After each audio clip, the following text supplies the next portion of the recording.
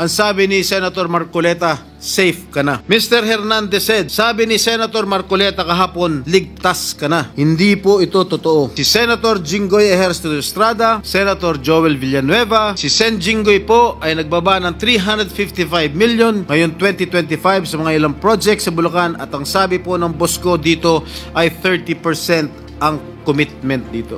Hindi nila ako kilala. Sobrang nakakagulat na balita. Grabe, Senador Jinggoy Estrada nagsalita na. Hinatulan na si Bryce Hernandez, kulong sa Pasay City Jail, walang piyansa. Ayon sa nakalap nating impormasyon, galit na nag-speech si Senator Jinggoy matapos di umano siyang ituro sa Congress ng mga testigo nila. Binulgar kasi siya ang mastermind at dinawit sa flood control ni Senator Joel. Pero bumaliktad si Alcantara na paamin utos lang ni Congressman. Grabe, Senador Jinggoy Estrada nagsalita na. Hinatulan na si Bryce Hernandez, kulong sa Pasay City Jail, walang piyansa. Tara panoorin natin. Mr. President, the title of my privileged speech is, No One is Safe. Mr. President, my distinguished colleagues, I rise today on a matter of personal and collective privilege.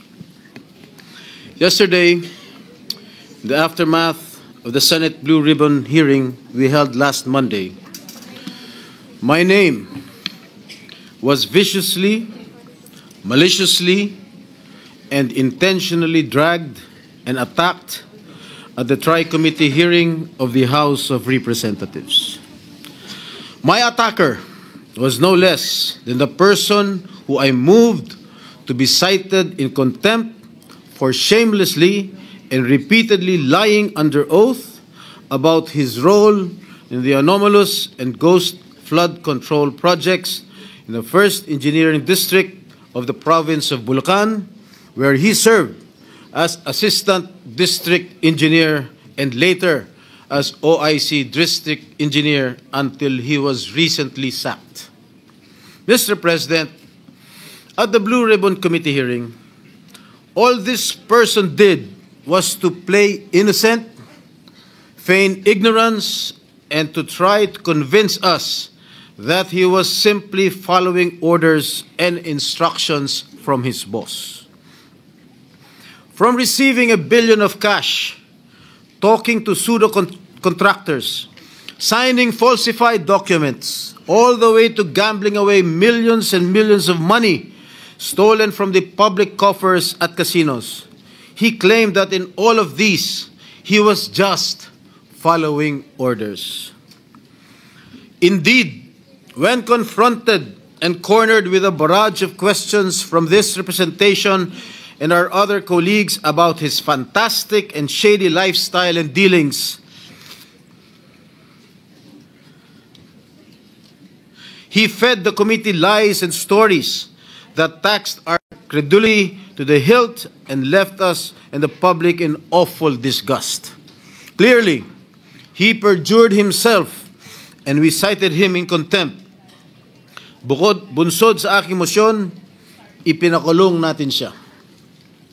Mr. President, appearing the next day at the TRICOM hearing at the House of Representatives, this former DPWH Assistant District Engineer by the name of Bryce Erickson Diaz Hernandez, or Bryce, also known as Marvin Santos de Guzman, yung kanyang alias sa casino, apparently realized he needed to level up dahil hindi niya nalusutan ang ating Blue Ribbon Committee.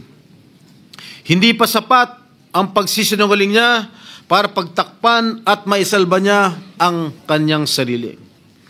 So while he was in detention here at the Senate, sabi niya, nakapag-isip po ako at nagdesisyon na maglabas ng ilang nalalaman ko sa flood control project.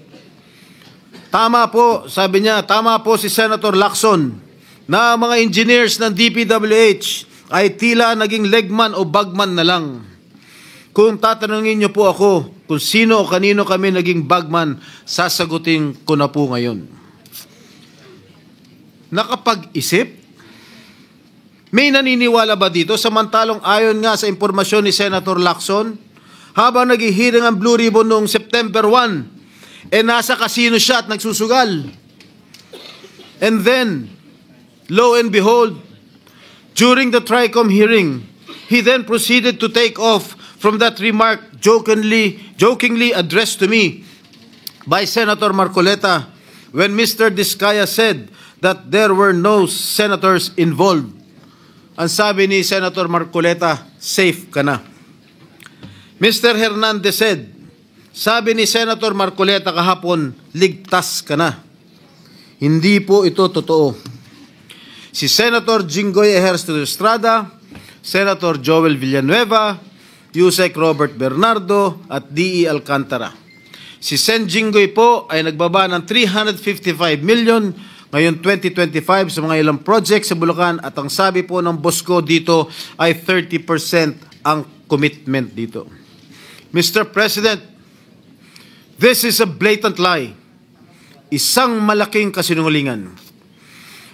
I wish I did not have to borrow your time in this privileged hour to demonstrate how crooked my accuser is. I know most of you have probably witnessed the proceedings in the investigations conducted by both houses of Congress where he has so far appeared. But I beg your indulgence in defense of my name, which Mr. Hernandez conveniently dragged to take the heat off him and his cable. A desperate attempt to divert attention away from the real issue, his own involvement in ghost projects and questionable dealings. Batay sa aking mga nakalap na sinumpaang salaysay ng ilan sa mga kawani ng DPWH at mga kasamahan ni Mr. Hernandez, malinaw na sangkot siya sa mga ghost projects sa Bulacan. Pinatotohanan nito ng hindi lamang isa, kundi 3 opisyal na nagsabing siya at si RJ Dumasig, Project Engineer 1 ng Bulacan, 1st District Engineering Office, ay kapwa kasangkot sa mga proyektong ito. Pinatotohanan din ito ni na John Michael Ramos, dating OIC ng Construction Section ng Bulacan, 1st District Engineering Office, Ernesto Galang, Hepe ng Planning and Design Section ng parehong distrito, at Norberto De Leon Santos, Hepe ng Quality Assurance Section. Lahat sila ay nagbigay ng sinumpaan salaysay na nagdidiin kay Bryce Erickson Hernandez. Ang dalawang ito ay kabilang sa tiniguruan ni Senator Lacson na BGC Boys o Bulacan Group of Contractors, mga suki sa kasino. Si Bryce, also known as Marvin Santos de Guzman, ay nakapaglustay na abot ng 435 million at nakapaglaunder ng perang humigit sa 1 bilyong piso. Samantalang si RJ, alias Sandro Bernardo Park, ay umabot naman sa 16.9 million ang natalo sa kasino. Ginoong Pangulo, malinaw ang paglalahad ng ating kasamang senador na ang kanilang mga gawain ay nagpapahiwatig na sila'y sangkot sa paglilinis o paglalaba ng mga nakulimbat nilang pondo ng bayan. Sa aking pagtatanong nitong nakarang Lunes sa pagdinig ng Blue Ribbon Committee sa General Manager ng Sims Construction Trading na si Ginang Sally Santos, inamin niya na naghatid siya ng kabuwang 1 bilyong piso mula taong 2022 hanggang taong 2025 sa DPWH at iniabot yon kay Mr. Bryce Hernandez. Ayon pa kay Ginang Santos, ang halaga ng pera na kanyang dinadala na minsan ay nakalagay sa mga kahon ng noodles ay depende sa proyekto at minsan ay umabot ng 245 million pesos sa isang hatid. Kapal ng mukha mo. Sinabi rin ni Ginang Santos na si Mr. Hernandez at DPWH Engineer JP Mendoza, Chief ng DPWH Bulacan's Construction Division, ay ginagamit ang lisensya ng Sims Construction para sa mga proyekto nila. Si Mr. Mendoza, na may alias na PJ Castro Asuncion, na pinangalanan din ni Senate President Pro Tem Lacson, na kabilang sa BGC Boys, ay may kabuang 418 million na nilustay sa iba't ibang kasino at nakapag-launder ng perang mahigit 280 million pesos. Kung nakakapagpatalo ng 10 milyon si Mr. Hernandez sa kasino, hindi na rin siguro nakapagtataka kung bakit hindi siya nalalayo sa mga diskaya pagdating sa paramihan ng koleksyon ng mga sasakyan. Nauna nang inamin ni Mr. Hernandez na siya at ang kanyang asawa na isang dating rank and file employee ng GSIS ay nagmamayari na mga mamahalang sasakyan gaya ng Dodge Challenger, Toyota Supra at Lamborghini Urus Performante. Hindi ito karaniwang pag-aari ng isang empleyado ng gobyerno. At hindi pa dito nagtatapos ang listahan, Ginoong Pangulo. Nandun sa kanyang garahe, isang Ford Everest, Ford Territory, Toyota Corolla Cross, Suzuki Jimny, Mitsubishi Pajero, Honda Civic Type R Turbo, and add to this his collection of high-end motorcycles, BMW R1250GS, Yamaha T-Max, BMW C400 GT, Ducati X Diavel Nera, Honda Goldwing, Ducati Street Fighter, BMW R1300 GS, Vespa scooter, at yung kanyang asawa, meron 2 Toyota Hilux, isang Toyota Fortuner, Kia Carnival, BMD X3, Toyota Land Cruiser, Vespa Primavera, Honda, BMW. Mga kaibigan, Ginoong Pangulo, Bryce Hernandez claims these vehicles are part of a buy and sell business run by his sibling. But why are all these vehicles registered under their names? Bakit nakarehistro ang kanilang mga sasakyan sa kanilang mga pangalan kung sinasabi niya buy and sell business itong mga ginagawa nila? Gago. Magkano ba ang sahod ni Hernandez? Sapat ba ang kanyang kita o ng kanyang asawa para magkaroon ng ganitong karangyaan? Mr. President, ginagamit bilang umano'y ebidensya laban sa akin ang mga larawang kuha sa iba't ibang okasyon gaya ng birthday party. Makailang beses ko man na nakaduupang palad si DE, District Engineer Henry Alcantara, kaya ko humarap sa kahit sino at sabihin na hindi ko siya personal na kilala.